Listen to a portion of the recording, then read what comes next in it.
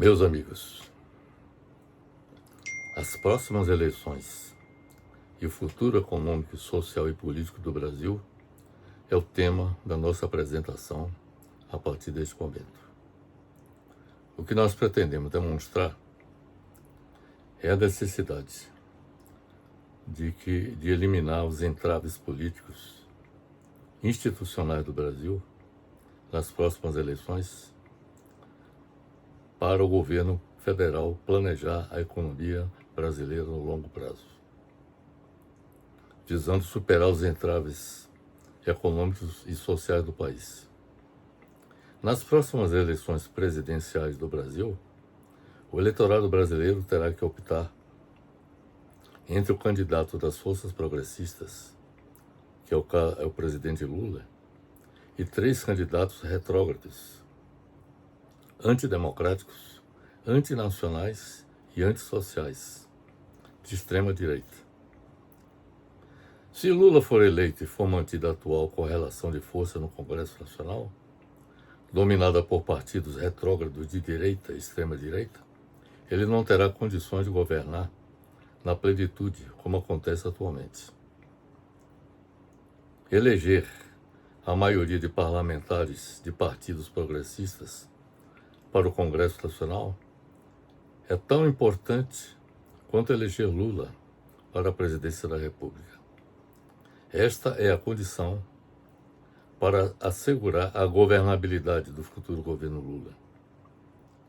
E, em consequência, ele adquirir a capacidade de promover o planejamento governamental de longo prazo, com a adoção de políticas econômicas desenvolvimentistas de longo prazo, com a adoção de políticas econômicas desenvolvimentistas, políticas industriais consistentes, políticas sociais que beneficiem a grande maioria da população e a realização de investimentos nas infraestruturas econômicas, de energia, transporte e comunicações e infraestrutura social, de educação, saúde, habitação e saneamento básico do país.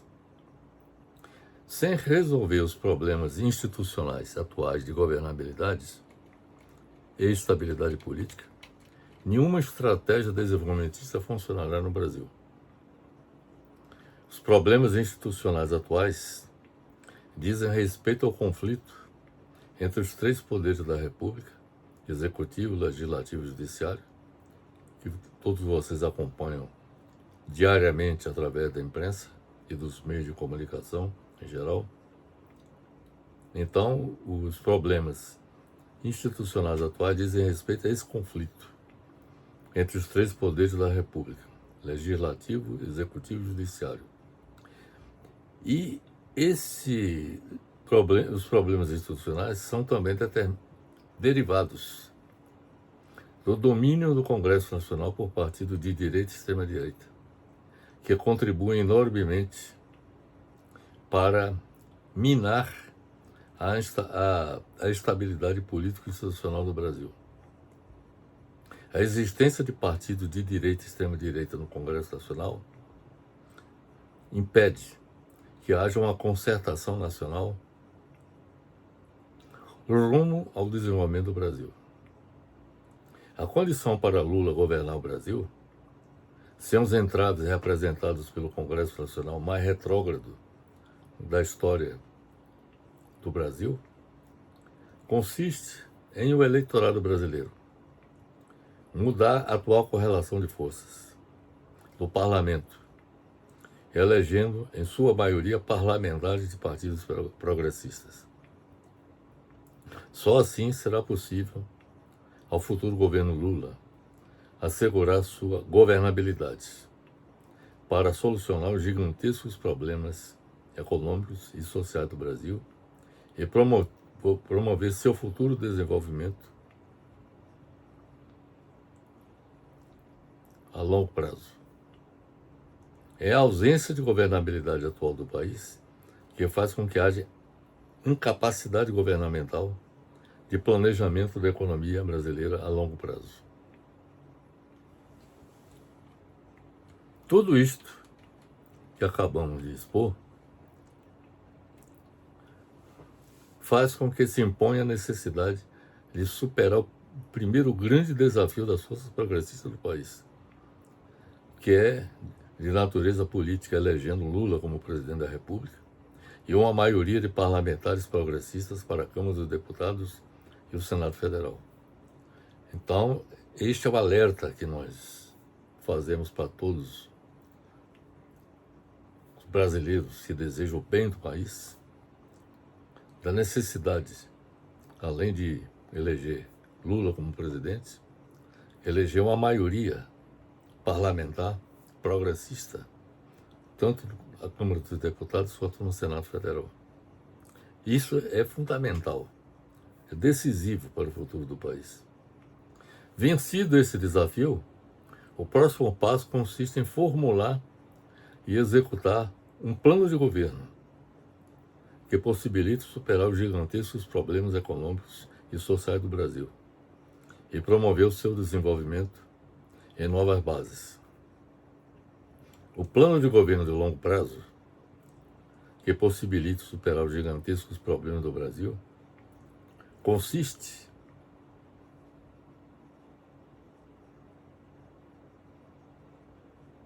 em promover seu desenvolvimento em novas bases, que requer a adoção de estratégias de desenvolvimento voltadas para a busca da governabilidade e estabilidade democrática, a conquista da sustentabilidade fiscal e gestão da dívida pública, a implementação de política macroeconômica pró-crescimento, a promoção da reindustrialização do país, a revolução em ciência, tecnologia e educação, o desenvolvimento da infraestrutura como base da produtividade, a transição ecológica e liderança ambiental, a inserção internacional estratégica do Brasil, a redução das desigualdades econômicas e sociais e o combate à violência estrutural e ao crime organizado. Em outras palavras, meus amigos, o que eu quero deixar bem claro é que um plano de governo que venha a ser implementado no país deve constar essas estratégias que acabei de citar.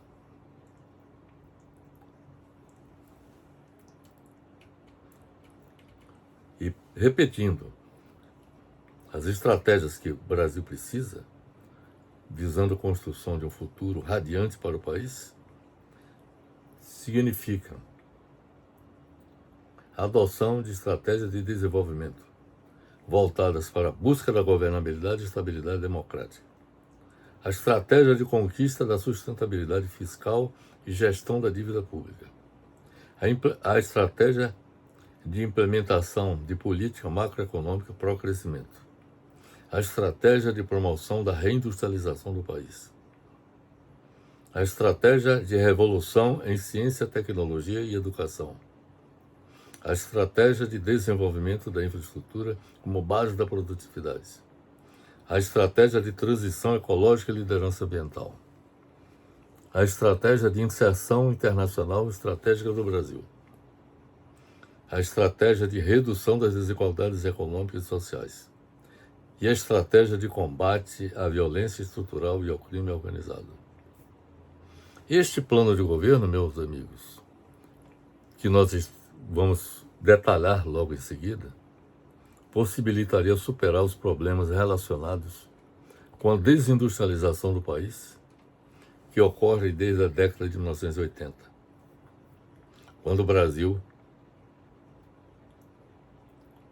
quando a indústria brasileira contribuía, tinha, em termos de participação do PIB, da ordem de 30%. Hoje, essa participação da indústria na formação do PIB corresponde a 11%. Então, houve um processo de desindustrialização no Brasil na década de 80 para cá. E isso tem muito a ver com o modelo econômico neoliberal implantado desde a década de 1990. Então, o plano de governo poderia superar não apenas a desindustrialização do país, mas também a dependência econômica e tecnológica do Brasil em relação ao exterior, que reflete uma estrutura de país periférico, onde o país exporta commodities, como é o que nós fazemos, de commodities de baixo valor agregado, e importa tecnologia de ponta, resultando em déficit na balança comercial industrial e alto pagamento de royalties. Este plano de governo possibilitaria também a superação do baixo crescimento econômico do país entre 1990 e 2025, com uma média de crescimento anual estimada em torno de 2,68% a 3,72% ao ano.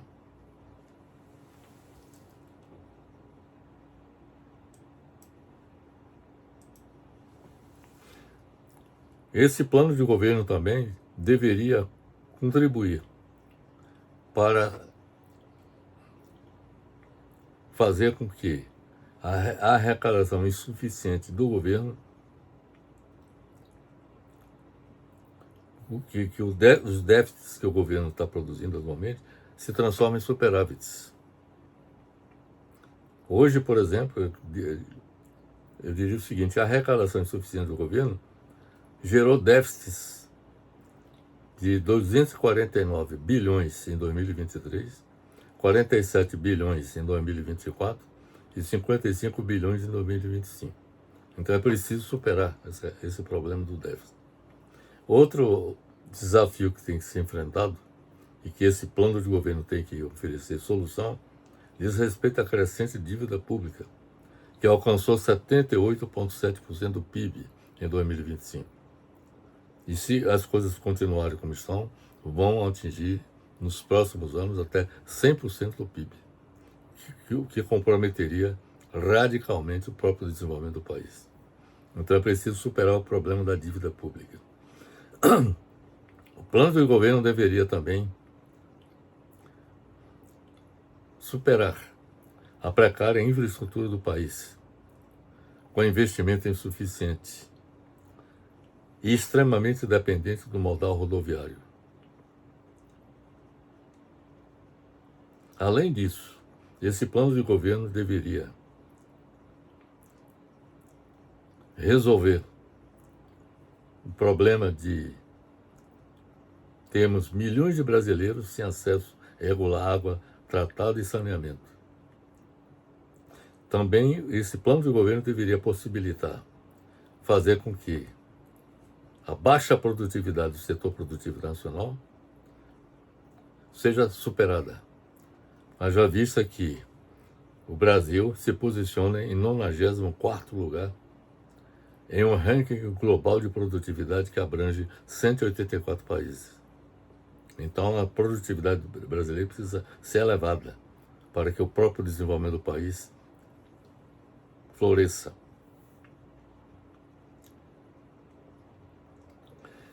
Este plano de governo deve também criar as condições para elevar a competitividade do Brasil, que nas últimas décadas perdeu competitividade, evidenciadas por sua permanência entre as 10 piores posições em rankings globais. Por exemplo, o Brasil se situa na posição 62 entre 67 países no que diz respeito à competitividade. Esse plano de governo também teria que ser construído com o objetivo de superar o problema da vulnerabilidade cambial do Brasil, que advém de sua dependência de capital externo,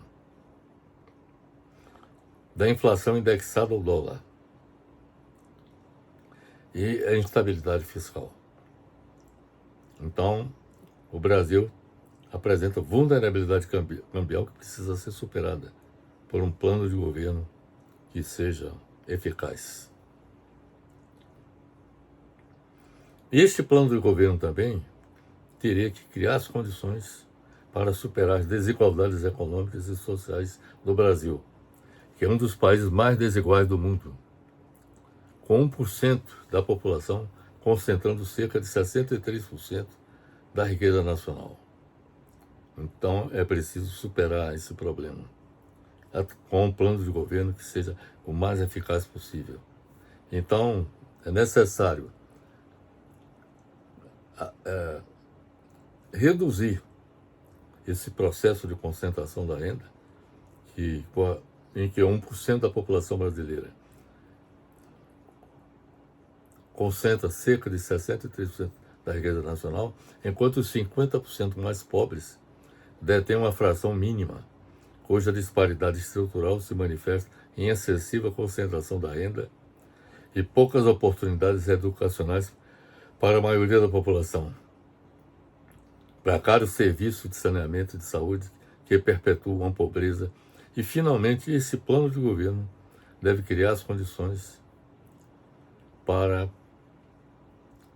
fazer frente ao aumento crítico da violência, que em 2026 foi marcado por recordes de feminicídios, enquanto a violência doméstica, facções criminosas e a sensação de insegurança continuam sendo principais preocupações no Brasil. Então, este diagnóstico que acabamos de apresentar demonstra a necessidade de que o Brasil tenha um projeto de desenvolvimento que seja capaz de superar todas essas debilidades e que possibilite aproveitar as potencialidades que o país apresenta. Para superar os problemas políticos, econômicos e sociais do Brasil, é preciso que sejam adotadas as 10 estratégias que nós vamos citá-las. A estratégia número 1, nós colocamos que o objetivo seria a busca da governabilidade e estabilidade democrática. Para que isso aconteça, é preciso realizar acordos entre o Executivo, Legislativo e Judiciário, ou seja, o Executivo, Legislativo e Judiciário após as próximas eleições. A minha expectativa é que o Executivo e o Legislativo seja formado por forças progressistas e que o Executivo, Legislativo e Judiciário firmem acordos visando a convergência em torno de um Plano Nacional de Desenvolvimento, a segurança jurídica, a estabilidade regulatória e o respeito à Constituição e às leis em vigor. Então é importante que haja um pacto, digamos assim, entre os poderes da República, no sentido de fazer com que haja uma convergência em torno de um Plano Nacional de Desenvolvimento, convergência com relação à segurança jurídica, convergência com relação à estabilidade regulatória e convergência com relação ao respeito à Constituição e às leis em vigor. Ainda dentro dessa estratégia de busca da governabilidade e estabilidade democrática, é importante promover o planejamento governamental estratégico de longo prazo, de 20 a 30 anos. Precisamos pensar o país, por exemplo, até 2050. Fortalecer as instituições de Estado. Estabelecer canais de diálogo institucional permanentes. É importante que o Poder Executivo, Judiciário e Legislativo estabeleçam diálogos permanentes. É importante que se respeite a autonomia das 3 esferas de poder, mas que os 3 atuem de forma harmoniosa, de acordo com a Constituição. É preciso, dentro dessa estratégia de busca da governabilidade e estabilidade democrática, evitar a publicização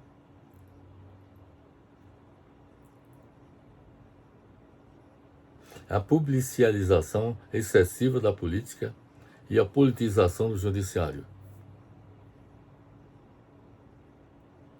É preciso também que, dentro dessa estratégia, reduzir a fragmentação partidária existente no país. É preciso também que, na busca da governabilidade e estabilidade democrática, se limite o uso de emendas parlamentares sem transparência. Então é preciso equacionar essa questão das emendas parlamentares. Não é possível que bilhões e bilhões de reais sejam destinados a emendas parlamentares em detrimento das necessidades do país em termos de educação, saúde e infraestrutura, por exemplo. E, finalmente, para buscar governabilidade e estabilidade democrática, é necessário manter a posição dos golpistas.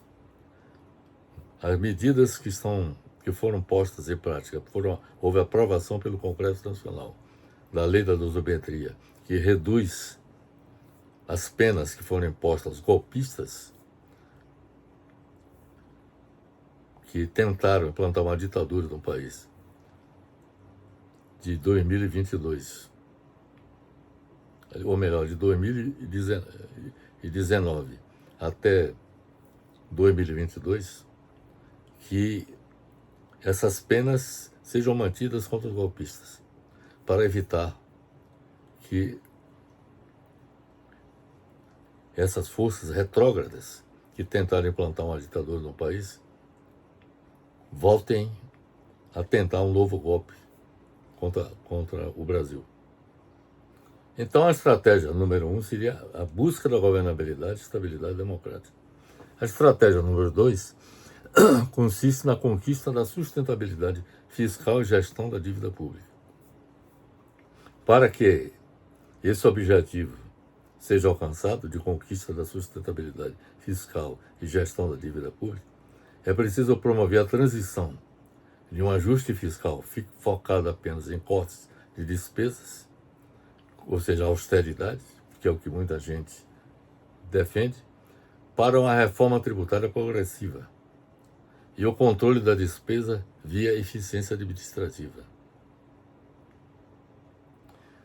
É necessário também, dentro dessa estratégia número 2, de conquista da sustentabilidade fiscal e gestão da dívida pública, taxar grandes fortunas, com patrimônio superior a R$1 bilhão, que poderia render aproximadamente 100 bilhões de reais por ano. Dentro dessa estratégia número 2, é importante aumentar o imposto sobre os bancos, que apresentam lucros excessivos. É necessário reduzir o trade-off entre juros e crescimento, permitindo que o país invista sem explodir a relação dívida pública-PIB, que é o que está acontecendo. É necessário também, dentro dessa estratégia número 2, implementar regras fiscais anticíclicas que protejam o investimento público em momentos de desaceleração. É importante também, dentro dessa estratégia, solucionar o problema da dívida pública, com crescimento econômico sustentado, reforma tributária progressiva e simplificadora, revisão de gastos ineficientes e planejamento plurianual real. Dentro dessa estratégia número 2, de conquista da sustentabilidade fiscal e gestão da dívida pública, é importante promover a queda dos encargos com pagamento dos juros e amortização da dívida pública, a ser renegociada com os credores da dívida pública. É tentar renegociar com os credores da dívida pública uma redução, uma queda dos encargos com pagamento de juros e amortização da dívida. E a minha proposta seria, digamos, alongar o pagamento da dívida, de tal maneira que os encargos anuais sejam reduzidos e que os credores não sejam prejudicados nos seus objetivos.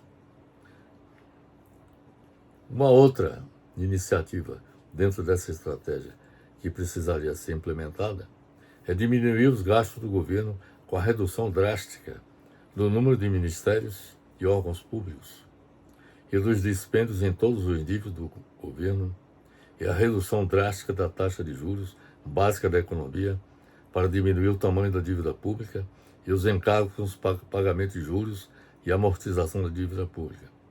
Nesse caso, da redução drástica do número de ministérios e órgãos públicos e dos dispêndios em todos os níveis do governo, isso requeriria uma reforma administrativa do governo federal. É da maior importância que essa reforma administrativa seja feita, a fim de que, a partir da análise da estrutura organizacional do governo federal, identificar quais são os órgãos que são absolutamente necessários e excluir aqueles que não são importantes para o desenvolvimento do país. E com relação à redução drástica da taxa de juros, é importante que o Banco Central passe a atuar em conformidade com o plano de governo, a fim de que as políticas monetária e fiscal sejam compatibilizadas umas com as outras. Então, a estratégia número 2 consistiria na adoção dessas medidas.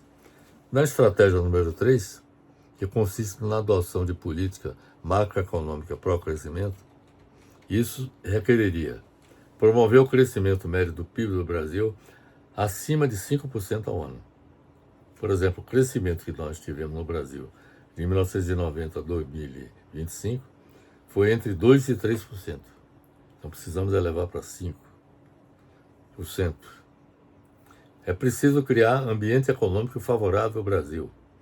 No Brasil, com o mercado consumidor em expansão, existência de redes de empresas, carga tributária e juros baixos e disponibilidade de logística de energia, transporte e comunicações. Então é necessário que, na adoção dessa política macroeconômica para o crescimento, sejam adotadas essas medidas. Outra medida é adotar políticas governamentais desenvolvimentistas para atrair os investidores privados, nacionais e estrangeiros, a realizar investimentos. Que além dos investimentos públicos, sejam realizados investimentos por investidores nacionais e estrangeiros que sejam de interesse para o país. Promover a acumulação do capital, com obtenção de alta taxa de poupança interna, pública e privada, e crédito de curto prazo pelos bancos, com baixas taxas de juros para evitar excessiva dependência do país de poupança externa. Então é importante que o processo de acumulação de capital no Brasil seja apoiado na poupança interna e que o crédito de curto prazo pelos bancos sejam executados com baixas taxas de juros. É necessário reduzir a dependência do capital externo. Então é importante que sejam adotadas detalhadas medidas que contribuam nessa direção. Outra medida seria direcionar o fluxo de capital para setores prioritários. Então é importante que o governo defina quais são os setores prioritários para onde os investimentos deveriam ser direcionados. Promover a integração limitada do país na economia global, sobretudo em termos de mercados financeiros, para funcionar como um anteparo, protegendo o sistema econômico dos movimentos dos fluxos financeiros de todo o mundo. É importante que essa participação do Brasil na economia global ela seja limitada para evitar os efeitos que as crises econômicas globais deviam trazer para a economia brasileira. Outra iniciativa dentro dessa estratégia número 3 consistiria em promover a redução estrutural dos juros reais. Aí é uma relação entre o Banco Central e o governo federal no sentido de reduzir significativamente as taxas de juros reais da economia brasileira, que atualmente é da ordem de 10% ao ano, que é uma taxa das mais altas do mundo. Estimular o investimento no setor produtivo. É importante que o governo crie incentivos no sentido de que haja investimento na expansão da atividade produtiva do país. Fortalecer bancos públicos. É importante que bancos como o Banco do Brasil, Caixa Econômica Federal e o BNDES, além dos bancos estaduais eles sejam fortalecidos para dar sustentação à atividade produtiva do país. Oferecer crédito direcionado para a indústria e inovação. Quer dizer, é importante que a indústria receba créditos a fim de fazer frente ao processo de desindustrialização do país e que a inovação também, haja investimentos também voltados para a inovação da atividade produtiva do Brasil. Dentro dessa estratégia número 3, é preciso realizar a reforma fiscal com foco em investimento. Não apenas o ajuste fiscal, como normalmente a maioria dos economistas colocam. O ajuste fiscal significa cortes nos gastos governamentais. Não basta, isso não basta. É preciso que haja uma reforma fiscal com foco em investimentos. Promover a reforma tributária progressiva, ou seja, tributar renda e patrimônio. Que no Brasil se tributa muito pouco renda e patrimônio. Promover amplo programa de exportações, sobretudo do agronegócio e do setor mineral, que são duas áreas em que o país apresenta vantagem comparativa. Reduzir drasticamente as taxas de juros bancárias para incentivar o consumo das famílias e investimento das empresas. Reduzir a carga tributária com o congelamento de altos salários do setor público. O corte de mordomias e de órgãos da administração pública. Dentro dessa estratégia número 3, incentivar a produção interna de bens e serviços e, quando esta for insuficiente para manter a inflação sob controle, realizar importações para combater a inflação de demanda. Além dessas medidas, deveriam ser adotadas medidas como exercer o controle de capitais sobre a tributação, ou melhor, exercer o controle de capitais com a tributação sobre a entrada de capital estrangeiro. Então, o controle de capitais deveria ser exercido com uma atribuição que seja a mais apropriada possível sobre a entrada de capital estrangeiro. E, finalmente, exigir que determinada porcentagem do investimento estrangeiro fique retida em reserva por determinado número de dias junto ao Banco Central, para limitar a volatilidade dos fluxos de capitais, denominado política lock-in, que evitaria a saída repentina de capitais. Então essas, meus amigos, são as medidas que precisariam ser adotadas para implementar a estratégia número 3, cujo objetivo é a adoção de política macroeconômica para o crescimento. Além da estratégia 3, temos a estratégia 4, que consiste na promoção da reindustrialização do país. Para que isso seja feito, é necessário adotar uma política industrial ativa orientada por missões. Adotar a política industrial avançando dos setores de baixa tecnologia para os de tecnologia média e depois para os de alta tecnologia, acompanhando a evolução da tecnologia, da demanda mundial e da capacidade produtiva das indústrias. Dentro da estratégia de promover a reindustrialização do país, é preciso substituir importações de insumos e produtos. Então, uma das formas de reindustrializar o país é passar a produzir internamente aquilo que nós importamos, em termos de insumos e produtos. Focar em setores estratégicos, como energia renovável, como solar, eólica, hidrogênio verde, biotecnologia, agronegócio com tecnologia agro 4.0, saúde com o complexo industrial da saúde, defesa e espacial e economia digital com inteligência artificial, semicondutores em nichos. Além dessas medidas, deveria, da promoção da reindustrialização do país, fomentar a neoindustrialização, com foco em setores de alta intensidade tecnológica e na economia verde. O Brasil deve aproveitar sua biodiversidade para liderar a bioengenharia e a transição energética, com hidrogênio verde, energia solar e eólica. Além dessas medidas, é preciso fortalecer a agência de fomento com BNDES, como o BNDES para financiar inovação e integrar o Brasil em cadeias globais de valor, superando a mera exportação de commodities. É necessário também fortalecer empresas nacionais como Petrobras e Embraer, entre outras. Promover compras governamentais estratégicas internamente. E, finalmente, na estratégia 4 de promoção da reindustrialização do país, realizar parcerias público-privadas tecnológicas. A estratégia número 5 consiste na revolução em ciência, tecnologia e educação.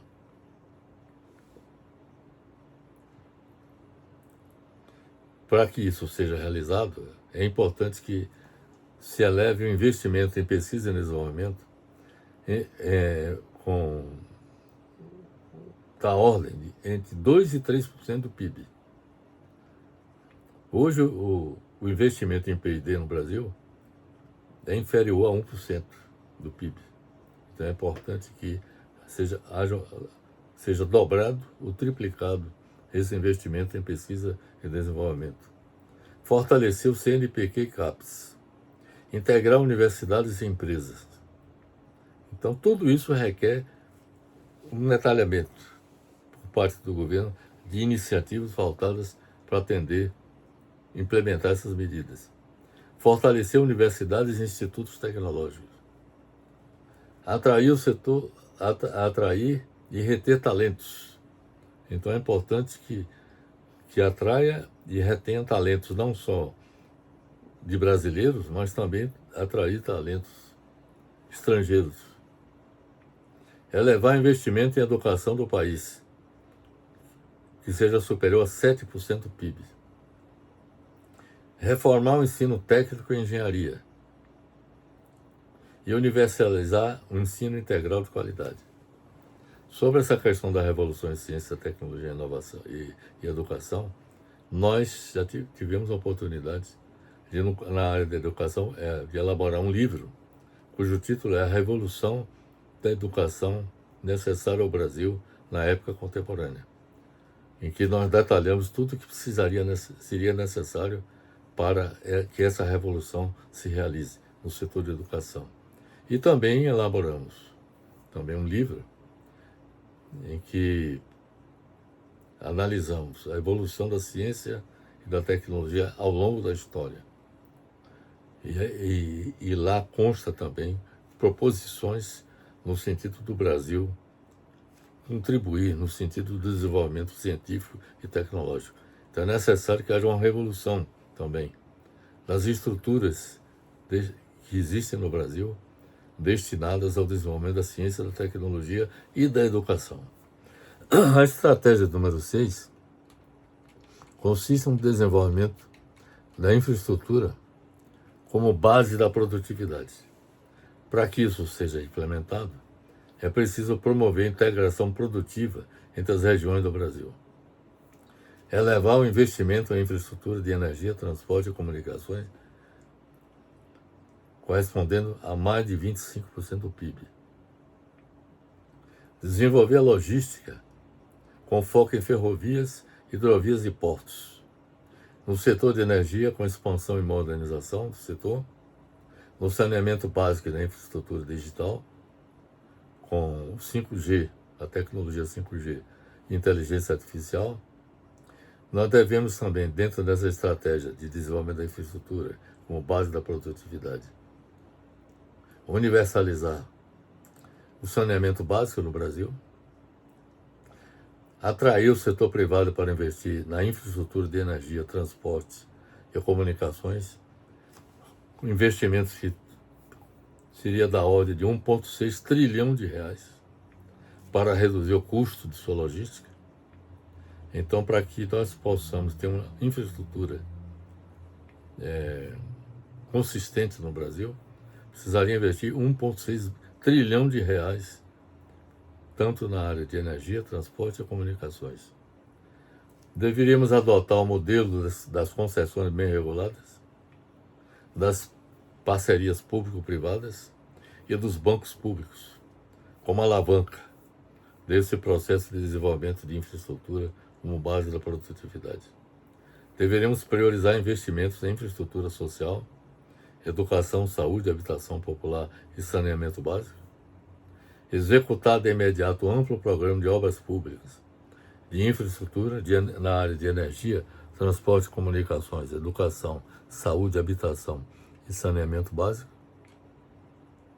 para elevar os níveis de emprego e renda da população e, em consequência, promover a expansão do consumo das famílias, resultante do aumento da massa salarial e a renda das empresas com os investimentos em obras públicas. Então, essas são as medidas, meus amigos, que consideraríamos fundamentais para que a estratégia de número 6, cujo objetivo é o desenvolvimento da infraestrutura com base na produtividade, ela possa ser alcançada. A estratégia de número 7 trata da transição ecológica e liderança ambiental do Brasil.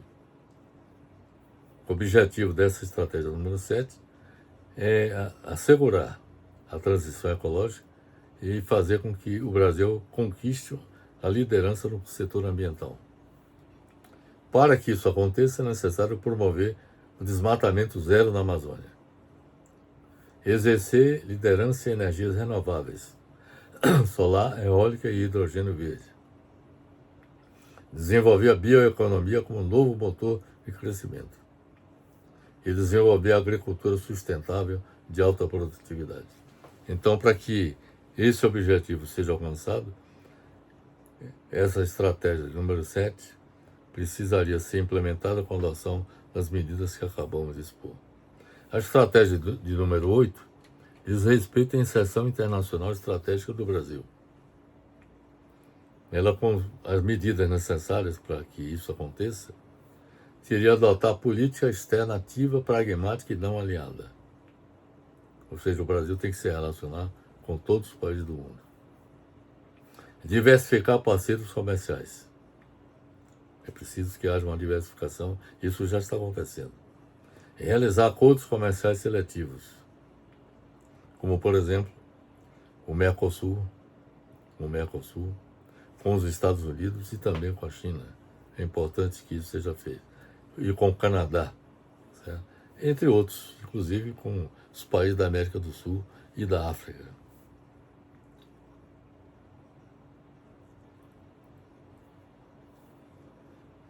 Promover a integração econômica e regional da América Latina. Quer dizer, o Mercosul foi o primeiro passo, mas deveríamos ampliar para todo o continente, toda a América Latina. Fortalecer o Mercosul. É importante que, para que esse esforço de integração econômica e regional aconteça, é necessário que o Mercosul esteja fortalecido. Expandir relações com China, União Europeia e países do Sul global. Isso é fundamental que aconteça. E participar ativamente de cadeias produtivas globais. Isso tudo, meus amigos, são as medidas relacionadas com a estratégia número 8 de inserção internacional estratégica do Brasil. A estratégia de número 9 diz respeito à redução das desigualdades econômicas e sociais. Para que isso seja feito, é necessário desenvolver educação básica de qualidade. Promover a necessária qualificação profissional no país. Adotar políticas de renda mínima permanente, bem focalizadas para a população brasileira. Uma das políticas de renda mínima é o Bolsa Família, mas é importante que a política de renda mínima não se restringe apenas àquelas populações carentes. É necessário que, diante da ameaça de desemprego estrutural provocada pela inteligência artificial, que seja adotada a política de renda mínima, inclusive para aqueles trabalhadores que sejam descartados do mercado de trabalho por conta do avanço tecnológico. Então é importante que medidas dessa natureza sejam adotadas. Promover reforma urbana e acesso à moradia. Então é importante que as cidades elas sejam planejadas de tal maneira que seja capaz de atender às necessidades de desenvolvimento do país, mas também elas sejam capazes de fazer frente às ameaças climáticas e que, por exemplo, o déficit de habitação que existe no país seja superado com uma reforma urbana que incorpore também a oferta de novas moradias, sobretudo para as populações de baixa renda. Fortalecer a saúde pública, ou seja, fortalecer o Sistema Único de Saúde, o SUS. Promover a geração de empregos qualificados. Então é importante que o governo desenvolva ações visando promover a geração de empregos qualificados. Ou seja, que haja um preparo de profissionais, não só para lidar com aquelas atividades mais simples, mas também com as mais complexas, como, por exemplo, lidar com a inteligência artificial. Finalmente, a última estratégia é a estratégia número 10, cujo objetivo é o combate à violência estrutural e ao crime organizado no Brasil. Combater a violência estrutural no Brasil implementando educação com a promoção da igualdade de gênero e raça desde o ensino infantil. Então, é necessário que haja um trabalho de educação para combater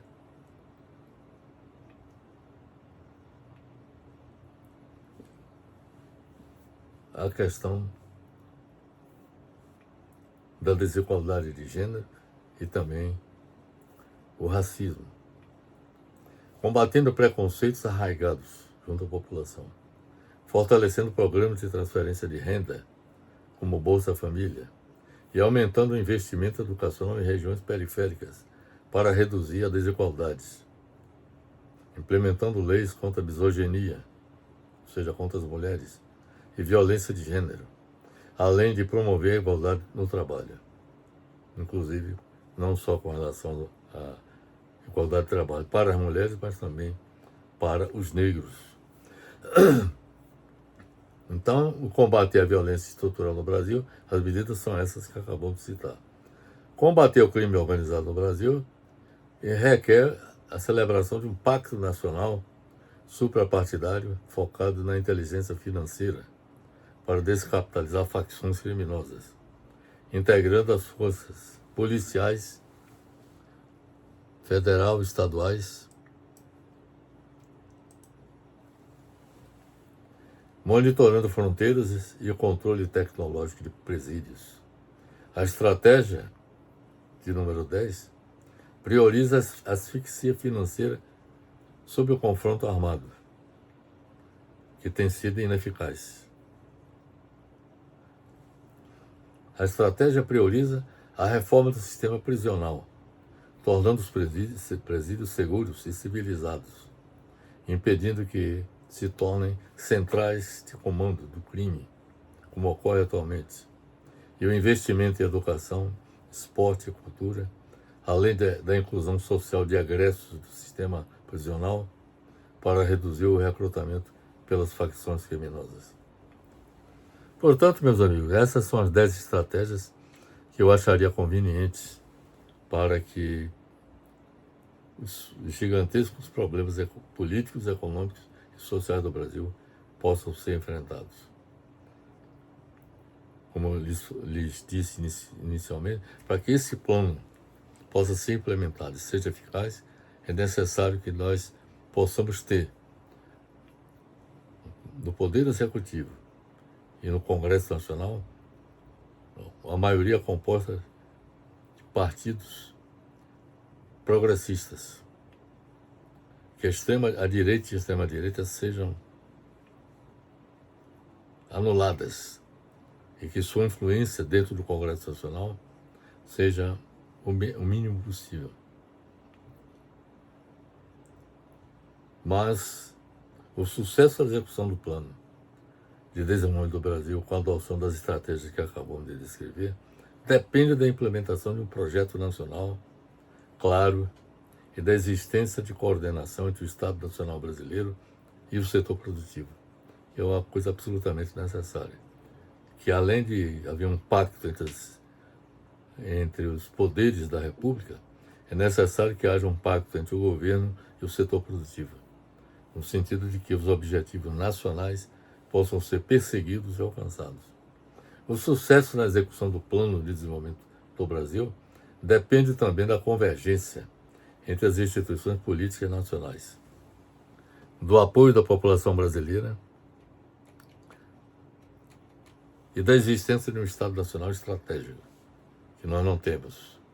Precisamos ter um Estado Nacional que tenha um plano estratégico de governo de longo prazo. E também que nós tenhamos uma indústria forte e também tecnologia própria. Então, o desenvolvimento do país depende de que esses objetivos sejam alcançados. E para que isso aconteça, é necessário que o desafio político institucional seja enfrentado e superado. E que haja um plano de governo de longo prazo capaz de colocar o Brasil no rumo do desenvolvimento que possibilite a participação, a incorporação, que os frutos do progresso econômico e social sejam compartilhados pela grande maioria da população brasileira. Para que nós realizássemos essa nossa apresentação, nós pesquisamos artigos e livros também. Por exemplo, nós pesquisamos artigos de nossa autoria, como, por exemplo, Como Superar a Crise e Retomar o Desenvolvimento do Brasil. Esse artigo está disponível no site do LinkedIn e foi publicado em 2017. Também analisamos um artigo de nossa autoria, Os Entraves que impedem o desenvolvimento do Brasil na era contemporânea e suas consequências políticas. Isso está disponível no site do academia.edu. Isso foi publicado em 2024. Também levamos em conta o artigo de nossa autoria, a incapacitação do Estado no Brasil como indutor do desenvolvimento, com o teto de gastos públicos e a autonomia do Banco Central. Então, esse artigo está disponível no site do LinkedIn. Também levamos em conta um artigo também de nossa autoria. O título do artigo é O Modelo de Desenvolvimento Econômico e Social de que o Brasil precisa. Isso está disponível no site do portal saudenoar.com.br. Também levamos em conta a publicação de Celso Furtado, A Formação Econômica do Brasil, que foi publicado pela Companhia das Letras em 2007. Também levamos em conta o livro de Raul Prebisch, Capitalismo Periférico, Crises e Transformação. Isso foi publicado pelo Fundo de Cultura Econômica em 1990. Levamos em conta também o artigo de Wilson Cano, A Desindustrialização do Brasil. Isso está disponível no site eco.unicamp.br. Levamos em conta também um artigo publicado por José Luiz Oureiro e Carmen Feijó, Desindustrialização, Conceituação, Causas, Efeitos e o Caso Brasileiro. Isso está disponível no site cielo.br. E, finalmente, a última publicação foi o livro de José Luiz da Costa Oureiro. O livro é Macroeconomia do Desenvolvimento, uma perspectiva keynesiana. Isso foi publicado pela LTC do Rio de Janeiro em 2026. Então são essas, meus amigos, as considerações que eu teria a fazer a respeito das próximas eleições e o futuro econômico, social e político do Brasil. fica bastante claro que o futuro do Brasil poderá ser comprometido se, além de eleger um presidente da República retrógrado e um Congresso Nacional retrógrado, nós teremos retrocessos na vida nacional, na vida política, econômica e social do país. E muito provavelmente essas forças políticas retrógradas tentarão eliminar as conquistas políticas, econômicas e sociais que foram conquistadas com a Constituição de 1988. Muito provavelmente também essas forças políticas retrógradas promoverão a anistia política de todos os golpistas, inclusive com a concessão de indulto para o Jair Bolsonaro, que seria um incentivo a que novos golpes de Estado sejam promovidos em nosso país, simplesmente pelo fato de que as punições que deveriam ser colocadas em prática sejam anuladas por essas forças retrógradas que possam vir ocupar o poder no Brasil. Portanto, é necessário que nós elejamos um presidente da República, um Congresso Nacional, progressistas, a fim de que sejam criadas as condições para que o plano de governo desenvolvimentista, como o que nós acabamos de expor, possa ser implementado. É isso que eu tinha a dizer, meus amigos, e deixo aqui meu abraço fraternal para todos vocês.